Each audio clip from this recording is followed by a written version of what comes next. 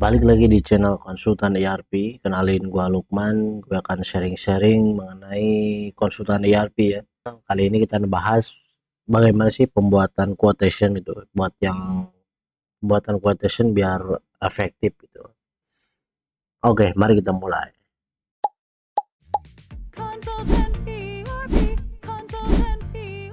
Konsultan ERP.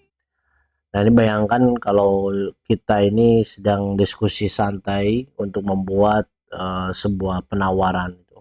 Ada beberapa poin yang mesti lo perhatiin. Yang pertama itu mengenai tanggal kadaluarsa penawaran atau validity date. Tujuannya apa? Untuk memberikan kejelasan biar calon customer lo itu tidak menunda-nunda buat deal gitu, dengan penawaran kita. Contohnya kan kita kasih nih penawaran ini berlaku hingga tanggal sekian, bisa tanggal 31 Juli 2024 atau apapun itu. Nah, ini ada tips nih. Yang pertama ini tipsnya berikan tengah waktu yang wajar aja. Jadi nggak perlu terlalu singkat biar si calon customer itu dia butuh waktu untuk mempertimbangkannya gitu. Tapi juga jangan terlalu lama biar harga yang kita tawarkan itu tetap relevan lah dengan di pasar, harga pasar. Kemudian yang kedua itu jelaskan konsekuensinya jika penawaran ini melebihi batas waktu yang telah kita sampaikan. Misalnya harga yang ini bisa berubah atau penawaran tidak berlaku jika lebih dari tanggal sekian, seperti itu. Oke, yang kedua ada sistem pembayaran, payment term. Nah, ini tujuannya itu untuk menjelaskan metode pembayaran apa sih yang kita gunakan atau kapan pembayaran yang harus dilakukan. Biasanya itu pembayaran 50% dibuka atau 50% setelah barang nyampai dan lain-lain. Atau bisa juga payment term-nya pembayaran dapat dilakukan melalui transfer bank ke rekening. Nah, ini ada tips dari gua. Yang pertama, coba tawarkan beberapa metode pembayaran itu atau payment term-nya.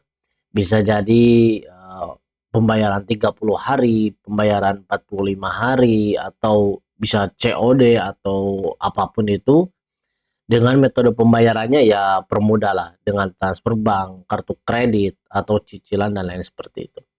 Kemudian tips yang kedua itu jelaskan jatuh tempo pembayarannya. Kemudian sebutkan apa namanya itu kekurangan jika emang nantinya bakal terjadi keterlambatan dalam pembayaran, seperti itu. Apakah itu akan denda atau ya kita berhenti berlangganan, seperti itu. Oke, yang ketiga lo harus perhatiin adalah minimum order atau pesanan minimum. Nah, ini apa sih tujuannya gitu kan? Ya biar menetapkan batas minimum order dari customer kita untuk menghindari order yang terlalu kecil sehingga kan mengakibatkan produktivitas kita itu tidak efisien. Contohnya, ya minimal pemesanan 10 quantity atau 10 pieces misalnya gitu. Nah, ini ada beberapa tips juga nih. Yang pertama ini ya kita bisa tentukan batas minimum order yang wajar ya berdasarkan skala bisnis dari customer kita atau jenis dari produk yang kita tawarkan. Itu bisa jadi salah satu tips yang kita bisa gunakan. Kemudian tips yang selanjutnya adalah jelaskan alasan mengapa kita menetapkan minimum order gitu kan.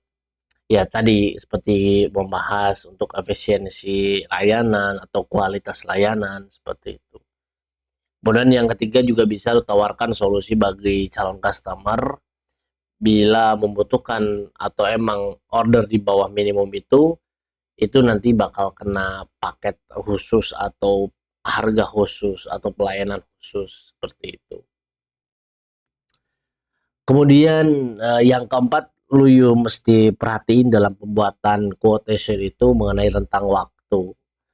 Rentang waktu di sini mengenai rentang waktu harga ya, harga atau price validity periodnya. Tujuannya itu untuk memberikan informasi kepada calon customer bahwa harga yang ditawarkan itu tidak permanen dan dapat berubah sewaktu-waktu gitu kan.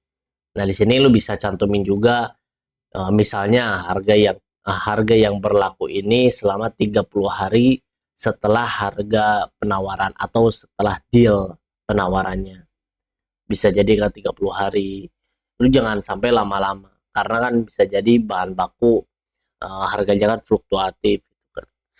Nah, ini tipsnya dari gua itu, lu coba jelaskan faktor-faktor yang mengapa harga itu berpotensi untuk berubah gitu, seperti yang tadi fluktuasi material atau bahkan kalau emang itu ada material impor itu kan fluktuasi kurs mata uang gitu kan. Lalu itu bisa coba juga tawarkan atau update penawaran yang baru jika emang harganya itu berubah secara signifikan lah. Jadi coba kita tawarkan lagi quotation baru seperti itu. Kemudian lu bisa coba berikan informasi mengenai cara pembelian atau itu bukan cara pembelian, cara calon pembeli itu mengetahui ada update harga atau tidak. Ya biar bisa lu kasih selebaran brosur atau kirim email dan lain-lain. Oke, ya mungkin itu aja tips kali ini mengenai pembuatan quotation. Jadinya lu harus coba perhatiin ada 4 ya. Tadi kita bahas 4.